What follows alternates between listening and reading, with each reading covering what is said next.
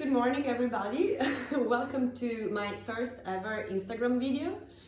So the person that convinced me to do this is Lucia. Hi, Lucia, who is one of my beloved students, and she's in Italy right now. She's stuck at home because of coronavirus, and she has nothing better to do than, of course, practicing yoga, and she's learning to do headstands. So she asked me for some tips.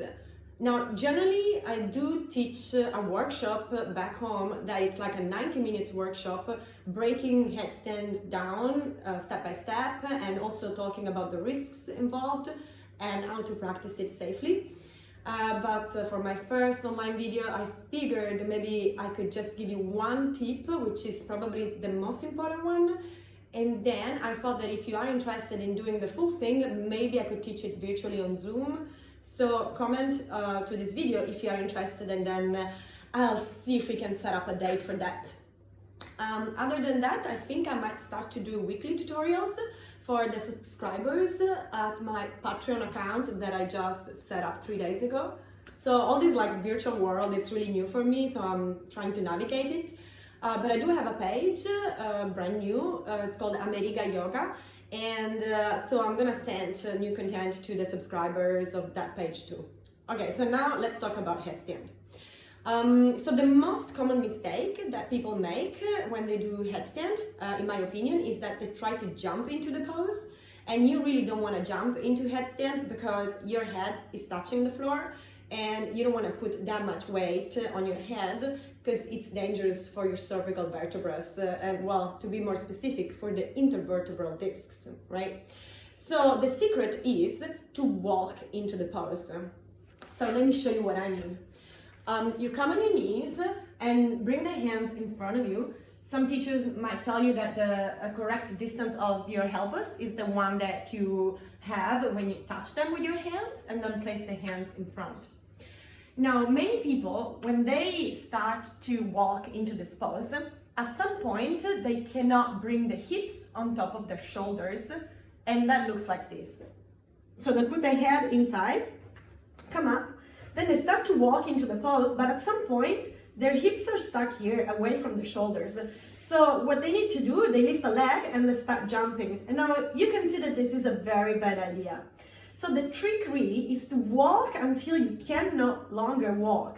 So walk a little bit more than you think you need to, and then look at my hips, tilt them a little bit behind my shoulders, and now look at the relationship of my hips and my feet. So now I'm touching down with the balls of my feet, but when I tilt my hips behind, look, now I'm touching just with my toes, and look at that, and now my toes lift up. Woohoo! So this, okay, you need a little bit of strength, but really it's something that it's bound to happen when you throw your hips really far. The feet will just have to follow and lift, right? It's a lever mechanism. So why can't people do that? Sometimes it's because of flexibility.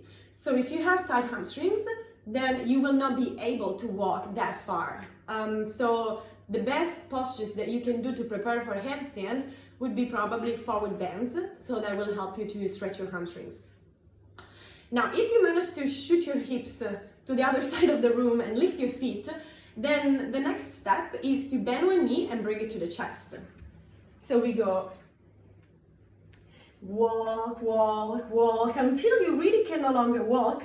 And now you feel that your toes want to lift, so you lift one knee, bring it to the chest, and then maybe lift the other foot and hover here, and then bring the other foot also to your hips, and then stay here for 5 breaths. So I always say, if you can stay here for 5 breaths, then it's easy afterwards to straighten the legs. But this is really the first step for a headstand practice. So I think I can leave you with that for today. So learn to walk, walk, walk, walk until you can no longer walk, and then squeeze your knees to your chest. Don't try to straighten the legs immediately, that's really advanced. And then if you can hold that for 5 breaths, the next thing would be to straighten the legs. All right, so I hope you try this, Lucia, and everyone else has watched this. And who knows, maybe more of these videos will happen in the future. Let me know what you think. Have a beautiful Sunday, and I think I'll see some of you in the yoga class later on today. Ciao!